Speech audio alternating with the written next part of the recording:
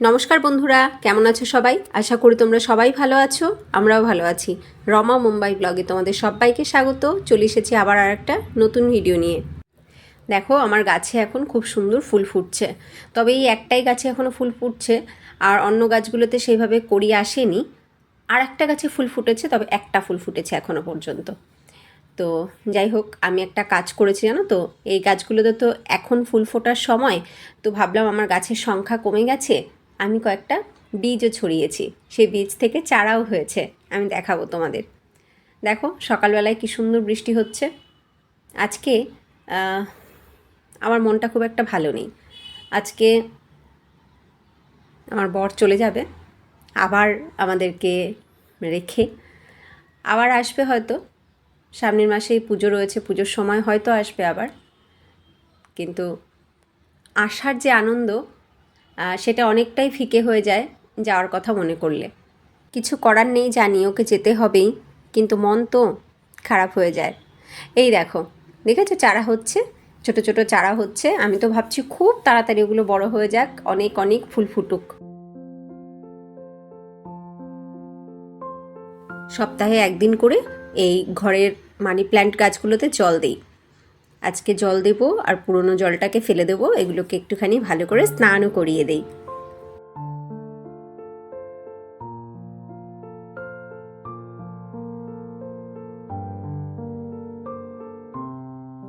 দেখো, এর ভেতরে রাখা আছে আমার ছেলের কুড়োনো, সমুদ্র থেকে কুড়োনো কিছু ঝিনুক শামুক, সেইগুলো এর ভেতরে রাখা আছে। এবার আবার ভালো করে একটুখানি গাছটাকে জল দিয়ে ধুয়ে নতুন ফ্রেশ জল দিয়ে বসিয়ে দেব।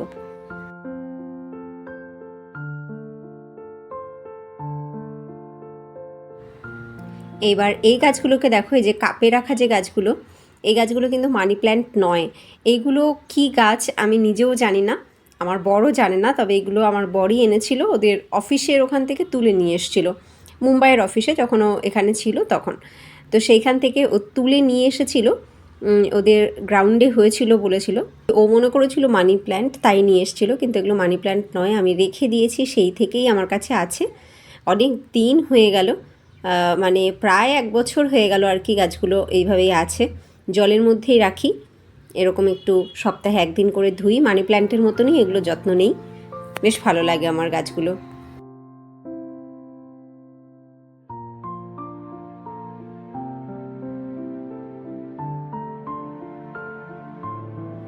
এই দেখো কি সুন্দর না গাছগুলো, খুবই সুন্দর, আমার তো বেশ ভালো লাগে দেখতে। কিন্তু অনেকটা মানি প্ল্যান্টের মতন, কিন্তু মানি প্ল্যান্ট নয়। তো জলের মধ্যে আমি রেখেছিলাম, হয়তো এগুলো মাটিতে রাখলে আরও বেশি ভালো গ্রোথ হতো, কিন্তু মাটিতে আমি রাখিনি। আমি এই কাপে করে আমার কিচেনেই রেখেছি, এটা কিচেনেই থাকে জানলার সামনে।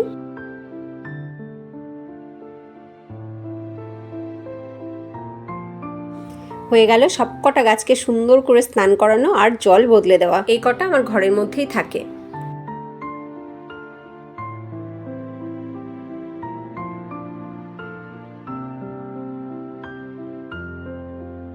এইবার জায়গার গাছগুলোকে জায়গায় রেখে দিই। এইটাকে এখানেই রাখি আমি আমার সুরাকের উপরে। আর কাচের বোতল দুটোকে এই দুটো মাটির ঘটের মধ্যে রাখি। মাটির ঘটে আমি ডিরেক্ট রেখেছিলাম জল দিয়ে, কিন্তু ওইভাবে রাখা যায় না, কারণ মাটির ঘট জল শুষে নেয় এবং সেই জলে জায়গাটা নোংরা হয়ে যায়।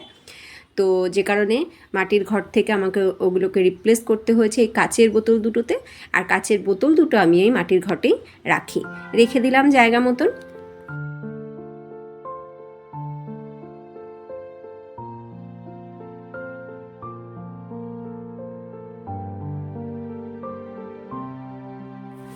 এইবার আমরা ব্রেকফাস্ট করতে বসেছি। তো ব্রেকফাস্টে আজকে আছে মন্দির থেকে আনা সেই প্রসাদ। সেই প্রসাদ তো আমরা ওই দিন রাত্রে খাইনি, রেখে দিয়েছিলাম, সেই প্রসাদই এখন খেতে বসেছি। তবে আমার বর আবার কি করলো, একটুখানি ভাত ছিল, সে ভাতে জল ঢেলে রেখে দিয়েছিলাম। তো বলছে পান্তা ভাত অনেক দিনও খায় না, তাই ও পান্তা ভাত খেতে বসেছে। একটুখানি পেঁয়াজ, একটু চানাচুর, একটু সর্ষের তেল, লবণ এই দিয়ে পান্তা ভাত খেতে বসেছে। পোলাও রাখা আছে ওর জন্য। আর এই পোলাওয়ের সাথে মনে করেছিলাম কিছু গ্রেভি দিয়েছি, কিন্তু গ্রেভি না। এই দেখো, সে বাটিতে রয়েছে সুজির হালুয়া, সুজির হালুয়া দিয়েছে। আর আমার বরের বানানো সেই পায়েসও ফ্রিজে রাখা ছিল, তা এখন আমরা এইগুলো দিয়ে ব্রেকফাস্ট সারব। চলো খেয়ে নিই আমরা। সমস্ত কাজকর্ম সারা হয়ে গেছে, এবার আমি চলে এসেছি লাঞ্চটা বানাতে। তাড়াতাড়ি করেই করতে হবে সব, কারণ ও তাড়াতাড়ি বেরিয়ে যাবে। ওর ট্রেন রয়েছে সন্ধে 7টায়, কিন্তু ওকে বেরোতে হবে বিকেলই, কারণ ওকে যেতে হবে সেই বড়িবলি থেকে ওর ট্রেন। তো এখন আমি বেশি কিছু বানাবো না, পনির বানাবো আজকে। তো মটর পনির করব আর একটুখানি জিরা রাইস করব। এই হবে আজকে আমাদের লাঞ্চ। আবার আমার বরের রাতের টিফিনটাও বানিয়ে দিতে হবে। অল্প একটু সর্ষের তেল গরম করে ওর ভেতরে একটু জিরে, শুকনো লঙ্কা, তেজপাতা আর একটু হিং ফোড়ন দিয়েছি। এবার এগুলো একটু নাড়াচাড়া করে নিয়ে দিয়ে দিচ্ছি একটা পেস্ট করা মশলা। এই পেস্ট করা মশলার মধ্যে আমি দিচ্ছি আদা, পেঁয়াজ, রসুন, টমেটো, কাঁচা লঙ্কা, এই পেস্ট দিয়ে দিলাম। এবার খুব ভালো করে একটুখানি কষিয়ে নিতে হবে।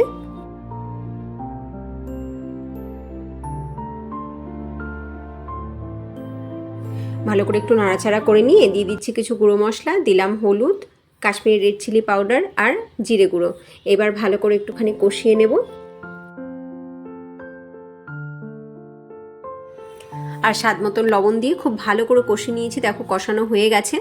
আমি যেহেতু জলের মধ্যেই কষাই, প্রচুর তেল আমার রান্নায় থাকে না, ব্যবহার হয় না রান্নায় তেল, তাই বাইরে থেকে কিন্তু তেল বেরিয়ে আছে, এটা দেখা যাবে না।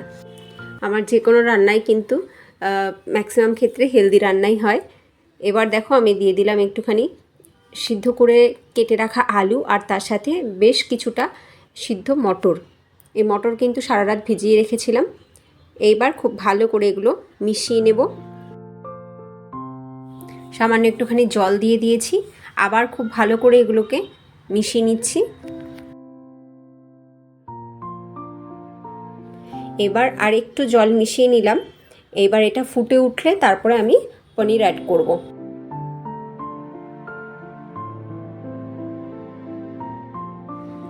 এক মিনিট মতন ঢেকে রেখেছিলাম। দেখো খুব ভালো করে ফুটে উঠেছে। এইবার আমি এতে কেটে রাখা পনিরগুলোকে অ্যাড করব।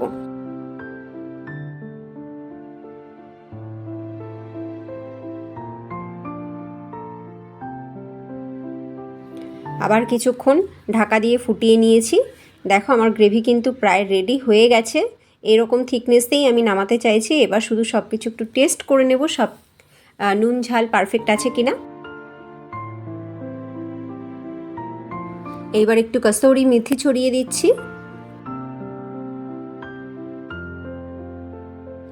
নুন ঝাল একদম পারফেক্ট আছে। এবার একটু গরম মশলার গুঁড়ো ছড়িয়ে মিশিয়ে নামিয়ে নেব।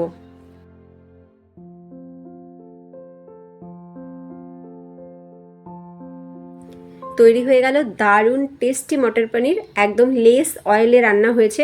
আমি পনিরগুলোকেও আলাদা করে তেলে ফ্রাই করিনি, একদম ফ্রেশ পনির আমি অ্যাড করেছি। এই পনির কিন্তু অনেক বেশি সফট থাকবে আর খেতেও অনেক বেশি ভালো লাগবে। এইবার করব জিরা রাইস, তাহলে রান্না আজকে রেডি হয়ে যাবে। তো প্রথমে একটুখানি ঘি গরম করে নিচ্ছি। ঘি গরম হয়ে গেছে, দিয়ে দিলাম বেশ কিছুটা জিরা। জিরা খুব সুন্দরভাবে ফ্রাই হয়ে গেছে, ফুটে গেছে। এইবার আমি আগে থেকে বানিয়ে রাখা বাসমতি রাইস অ্যাড করে দিচ্ছি। এই বাসমতি রাইস কিন্তু 95% রেডি। এইবার এটাকে অ্যাড করে দিয়ে এর ভেতরে মেশাতে হবে একটু স্বাদ মতন লবণ। রাইসের পরিমাণ বুঝে লবণ অ্যাড করতে হবে। তো আমার লবণ অ্যাড করা হয়ে গেছে। এইবার মিশিয়ে দিচ্ছি একটু গোলমরিচ গুঁড়ো। এবার খুব ভালো করে মিশিয়ে নেব সবটা।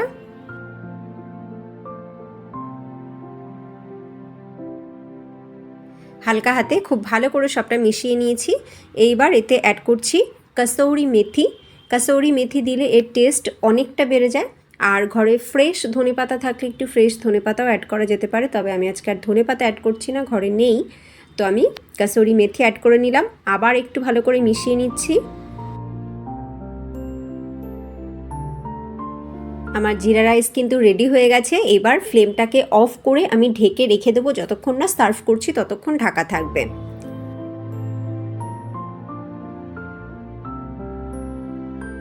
এবার আমরা খেতে বসে যাচ্ছি।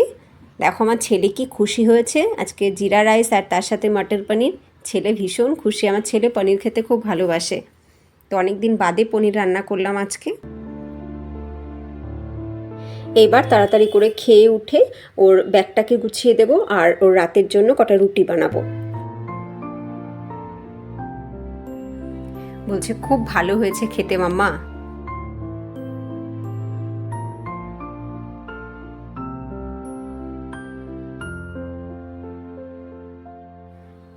হয়ে গেছে সব কিছু রেডি, ওর ব্যাগ রেডি, ও রেডি, এবার বেরিয়ে যাবে। সত্যি এই বেরিয়ে যাওয়ার মুহূর্তটা ভালো লাগে না, একদমই ভালো লাগে না। সব কিছুর এই ফিরে যাওয়ার ব্যাপারটা কেন হয় বলো তো? যে কোনো কিছুর শুরু হলে একটা শেষ হয়, কেউ আসলে তাকে চলে যেতে হয়। কেন এরকমটা হয় বলো তো? যদি এরকমটা না হতো কত ভালো হতো না? শুধু আশাটা থাকতো, যাওয়াটা না থাকতো। যাই হোক, কিছু করার নেই, এখন ওকে যেতে হবে। ছেলে কিন্তু কাঁদছে, ও কাঁদতে কাঁদতেই এই সমস্ত কিছুটাকে ক্যামেরাবন্দি করছে।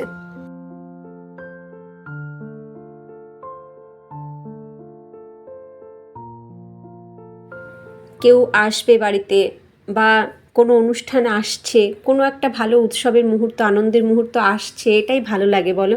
সেটা শেষ হয়ে গেলে, সেই টাইম পিরিয়ডটা যখন শেষ হয়ে যায় তখন সত্যি ভীষণ কষ্ট হয়। এই ফিরে যাওয়াটা মেনে নেওয়া যায় না, এটা খুব কষ্টের। এইটার জন্য আসার আনন্দটাও যেন অনেকটা ফিকে হয়ে যায়।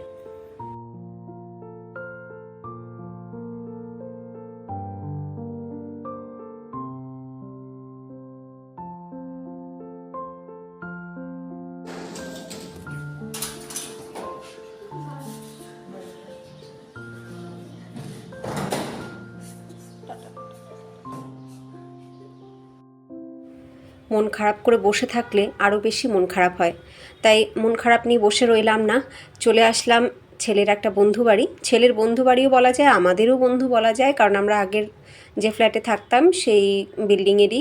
ওদের এখানে প্রতি বছরই গণেশ ঠাকুর আসে, তো আমাদের আগেই আসার কথা ছিল কিন্তু আসতে পারিনি।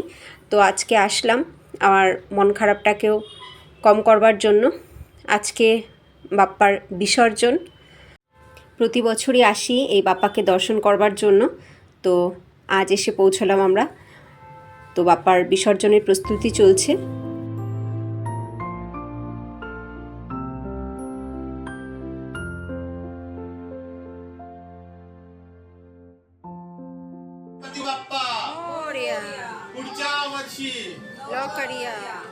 বাপ্পাকে নিয়ে এবার বেরিয়ে যাবে ঘর থেকে। তো ঘর থেকে বেরিয়ে যাওয়ার আগে বাপ্পাকে সব কটা ঘরে এই বছরের মতন শেষবার একবার ঘুরিয়ে আনা হচ্ছে।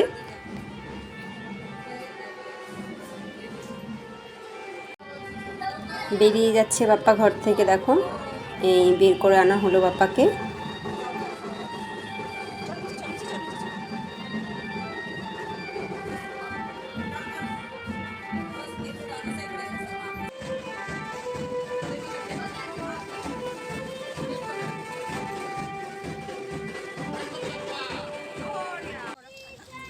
এইবার চলে আসলাম আমরা বিসর্জনের এখানে, খাড়ির কাছে। এখানে দেখো কি সুন্দর করে একটা গেট তৈরি করা হয়েছে, প্রচুর সুন্দর সুব্যবস্থা করা হয়েছে বিসর্জনের। সব মানুষ এখানে আসছে বিসর্জন দিতে, এবং এখানে সমস্ত বাড়ির ঠাকুরগুলো বিসর্জন হয়। এক বিকেলে মোটামুটি 3টের পর থেকে রাত 12টা পর্যন্ত প্রায় 400 থেকে 500 ঠাকুর একসাথে বিসর্জন হয়। এখানে সমস্ত বাড়ির ঠাকুরগুলো বিসর্জন হয়। খেয়াল করে দেখো, প্রত্যেকটা ফ্যামিলি নিজের নিজের ঠাকুরকে এই যে চেয়ারগুলোতে বা বেঞ্চে বসিয়ে পুজো করছে লাস্ট বারের মতন। বাড়ি থেকে তো একবার পুজো করে আনাই হয়, তারপরে এখানে এনেও কিন্তু লাস্ট বারের মতন পুজো করে তারপরে ঠাকুরকে জলের কাছে নিয়ে গিয়ে বিসর্জন করা হয়। দেখো যে যতগুলো মানে এক একটা দল দেখছো, মানে এক একটা ফ্যামিলি, প্রত্যেকে কিন্তু তাদের ঠাকুরকে লাস্ট বারের মতন পুজো করছে।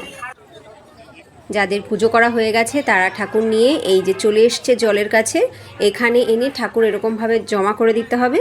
ঠাকুরকে কিন্তু যাদের ঠাকুর তারা নিজেরা বিসর্জন দিতে পারবে না। এই যে যে ছেলেদেরকে দেখছো একই রকমের গেঞ্জি পরা, এরাই ঠাকুর বিসর্জন দেবে। এরা কোথা থেকে আসে আমি ঠিক জানি না, ফায়ার ব্রিগেডের লোক কিনা এরা সেটাও আমার জানা নেই। যাই হোক, এই যে দেখছো এখানে এনে ঠাকুর জমা করে দিতে হবে, তারপরে এরা সে ঠাকুর নিয়ে চলে যাবে বোটের উপরে। এই দেখো এই ঠাকুর নিয়ে চলে যাচ্ছে ওই যে বোটের উপরে। বোটের উপরে বেশ কয়েকটা ঠাকুর একসাথে জমা করে তারপরে ওরা জলের মাঝখানে নিয়ে গিয়ে এই ঠাকুর বিসর্জন দেবে। ওরাও কিন্তু একদম নিয়ম মেনেই বিসর্জন দেয়, 3 বার জলে ডুবিয়ে তারপরে কিন্তু ওরা বিসর্জন দেয়। দেখো হঠাৎ করে বৃষ্টি নামতে শুরু করে দিয়েছে, কি জ্বালাতন। সবাই কি সুন্দর দাঁড়িয়ে ঠাকুর দেখছিল, বিসর্জন দেখছিল, হঠাৎ করে বৃষ্টি চলে এসছে। এই দেখো বোটের উপরে চলে গেছে, অনেকগুলো ঠাকুর জমা হয়েছে ওখানে। এইবার বোটটাকে ছাড়বে, নিয়ে যাবে মাঝখানে জলের একদম, সেখানে নিয়ে গিয়ে বিসর্জন দেবে।